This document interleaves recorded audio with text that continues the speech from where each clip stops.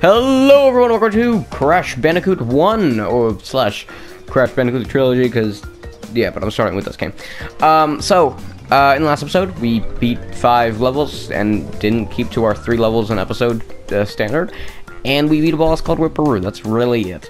In this episode, we're probably going to play more levels. That's all that's going to happen. I looked at the save, and the save file for our Let's Play here, and funny enough, it actually, when I saved it in the first episode, well, when I first saved it, it actually, funny enough, it was at 2%. Now it's at 23%. So we're already halfway through the game. This game is very short, and depending on how many levels you do, it's really short. Also, welcome to a mission that took me forever to get a rune in. I'm not even, no, I did get the rune in this one.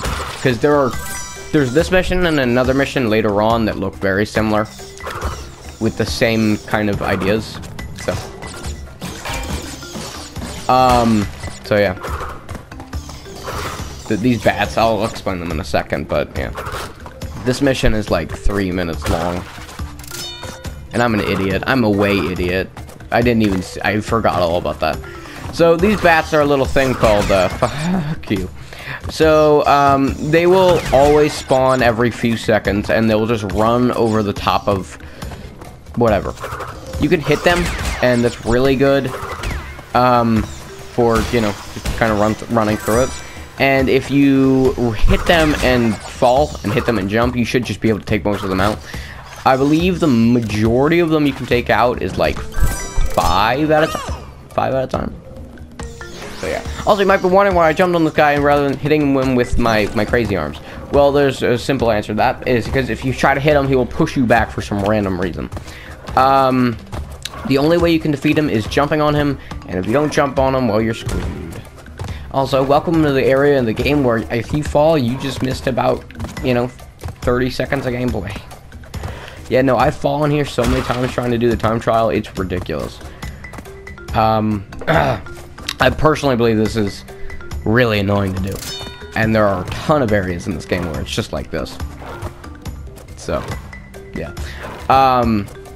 Personally, I've grown to really like this mission because I'm not gonna lie, I really hated it. You can just walk right under him. I don't know why I didn't. Just, okay. I really have grown to like this mission. I've always had problems with it, but you can actually do really good in this mission as long as you're, you know what you're doing. And as someone who's beaten the time trial of this, it's really easy. As long as you don't do that, and you're not an idiot, and you don't do stupid things like that, you should be just A-okay. Or you can do stupid things like that again. Yeah, these actually push you off the world and kill you instantly. So if you aren't running past them, as fast as humanly possible, and you end up, well, falling to your death, well, that's your fault. And there are a ton of those in this game. There are also situations like that where the hitboxes get you, even though they probably shouldn't. But really not much I can do about it. Yeah, there's really not much I can do about it. Also, last episode, I just was describing the boxes in the game, and I never described time boxes. Time boxes are only shown up during time trials, and they're in every game.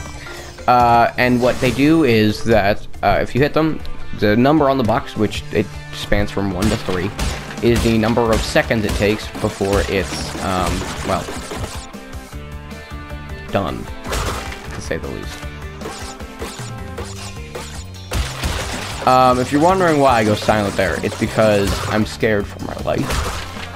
And it's no joke. Because you mess up one of the jumps, you're dead. You can get a ton of boxes here. I'm just afraid. Not boxes. You can get a ton of Wumper fruit here. Yeah, I'm straight afraid doing this because I talk when I play games, right? God. and I count every time I jump on those boxes, and doing it mentally, you know, it works still, but sometimes you mess up. So when I play the game normally, or I'm trying to get all the boxes normally, you know, I count it verbally, just so I know when the boxes actually do trade. I was kind of making a joke there when I talk every time in between them, but it's an actual thing I do, where I do just say 1, 2, 3, 4, 5 every time I jump on one of those boxes when in a situation like that. If it's a normal box where it has no legitimate danger, then it's whatever. Also, it's a save spot, so I don't care. You know, it's cool. We have 42 lives, so 420. That's a funny tech number. It's not. That we're gonna... Wow, really? I didn't get hit. So, there are 82 boxes in this level, and there was no way I can get them right after I missed one. Right after I hit that box and didn't get the scientist head, that was when I knew everything was going downhill.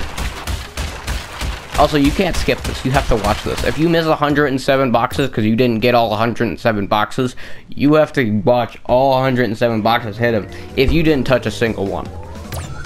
So yeah. I mean, that doesn't matter. Like, these missions are way longer than the missions that we saw before. And if I was to do a 3-level per mission situation, it would be during these levels. I'm not gonna do that. I realize how much... Am I just stupid? I saw that. I just saw the TNT box, and I just decided to hit it. I don't even know why.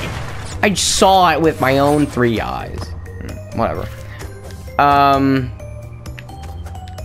But yeah, I'm not gonna do the whole the 3 levels of mission standard anymore, because especially with Crash 2 and Crash 3, I'll end up doing 5 missions a level, which end up bringing that playthrough down to 5 episodes.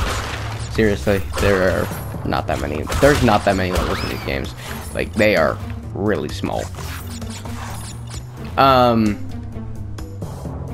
So yeah. Welcome to a little bit of a new little thing. They're called torches. They're like spikes. They're like the spikes here, where they just, at certain moments in time, they'll either light up. I mean, we've seen them before. You know, those are the things that we bounced on during Native Fortress, if you were wondering. It's basically those, except they don't bounce. Alright, I'm backing up here. I might have just screwed myself, so I'm gonna die. Cause there are moments in this game where you can just straight screw yourself into oblivion. So it's pretty fun. I mean, that's... No. If you're able to do that, you're actually able to do that fast enough so you can jump on top of it. And doing the time trial of this mission, I've kind of set my brain to do that, because trust me, I've died a lot on this mission. Right there. Also, if you're in between the rock slamming, you'll die instantly, so don't do it. Also, you can just walk over here. Yeah, no, it's pretty cool. Finding this out, it was definitely a little bit of a interesting thing to find out. Yeah, no, it's pretty cool. But doing a time trial doesn't matter whatsoever. Oh yeah, there are a lot of situations where it's just like hidden things that you wouldn't be able to see. The only way you'd really know how to do it is if you try to go for the one for fruit, or you look at the loading screen in this game, because the loading screen actually gives a lot of helps. Yeah. They give a lot of, it gives a lot of hints. Like, it tells you in the loading screens when you have to beat a level without dying and getting all the boxes without dying. It will say that. In this level, it says follow the one per fruit or something like that. And once you do, you get, you know, like, what was that, 12 boxes? Actually, it was 12 boxes, yeah. Well, it was 15 technically, and I missed a box somewhere. Oh, this is a mission I haven't got the gem on yet, because that's exactly what happened to me last time, where I missed the box and I have no idea where the box is. I don't know where that box is, so we're just gonna move on. Welcome to one of my least favorite missions in the game. Not my least favorite, but it is one of my least favorite, because guess what? Welcome to what I call hell. So this mission, doing the time trial of it. Suck it. Funny enough, this mission is both the best and the worst. I say it's the best because it's so difficult that it's fun to play, but at the same time it's the worst because trying to get everything without dying and trying to do a time trial where if you die, you have to restart. It sucks. And that's not the only pain, and this is not even the worst version of this level. And it's not, and the other version of this level isn't even a secret room. It is not a secret room, not even a secret level. You have to do it. So let's start off by saying, well, welcome to the pigs. The pigs are a thing that will never stop until they hit you or they're past you. So, fun. Second off, welcome to ice slides for some random reason. The ice slides, and you slide on it. So yeah. And I guess let me describe the other types of planks here. We have 3 types of planks. I mean, technically 4, because the ice planks are technically planks. We have 3 types of planks, excluding the ice planks thing. You have the normal ones, which are just light brown like this, and they will never fall no matter how much you try. Then you have brown ones, which will fall after a few seconds of standing on them. And then you have not light browns. You have normal brown ones with, well, you know, big fat hole in them, and you can never step on them. So I don't even know why they're there. If you step on them, you die. So don't step on them. Doing the time trial of this, it took me 2 hours, and I got gold. You don't understand how much pain this level alone has caused me. And there's one more. There's actually a tactic that people do for if you don't want to play this level, and it's not hard to do, but it's also, it can be difficult to do depending on where you stand. So did I just not jump there? Whatever. So you have to get on top of these. You have to get on top of the ropes. If you get on top of the ropes, then you can walk on them pretty easily, and then every time you hit one of these, like, you know, border things, you just jump over them. For doing the time trial, I noticed that that's way harder to do when you're trying to do the time trial, and I've actually stopped doing it because it didn't work. And on the other level, you know, the other version of this level, which is even worse, doing that can be even harder. Yeah, somehow. Also, I personally really enjoy dying to nothing. So if I'm gonna lose most of my lives, I'm gonna lose them here. Now I'm gonna lose them here. Trust me, I love this level.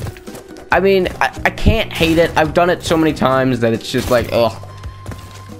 You know, it's one of the missions where it's like, okay, I gotta do this now, so let's just, you know, power through it. But again, this isn't even the worst level in the game. Personally, it's not the worst level in the game. Then there's a situation like that where you just land on the one tile. Yeah. And it's not even the worst, because the other version of this has turtles. And turtles are great creatures, great animals.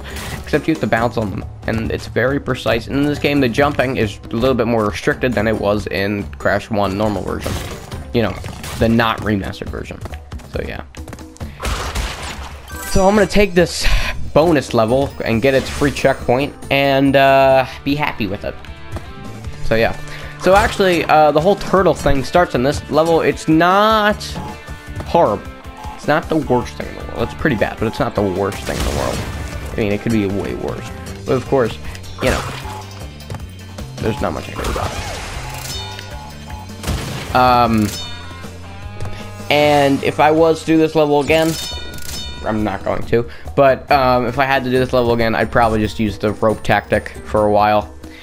So welcome to the most precise version of jumping you're ever going to see. So Crash Bandicoot has a little bit more restricted jump because the length of his jump doesn't go as far. So a lot of time you're mere frames, you're mere pixels away from dying, but that's the only way you can make it. And notice how that was just a taste of pain. Also, you need to beat this level again to get all the boxes because you don't get the red gem until way later into the story. So it just sucks. So screw it. Welcome to Boulder Dash. This is actually connected to another hog level, but it's a bonus level. And yeah. So welcome to Boulder Dash, or Rolling Stone, not Rolling Stones, whatever that other mission was called. This one is really something. I wouldn't say it's harder than the other version of it earlier in episode 2, but I wouldn't say that it's easier either.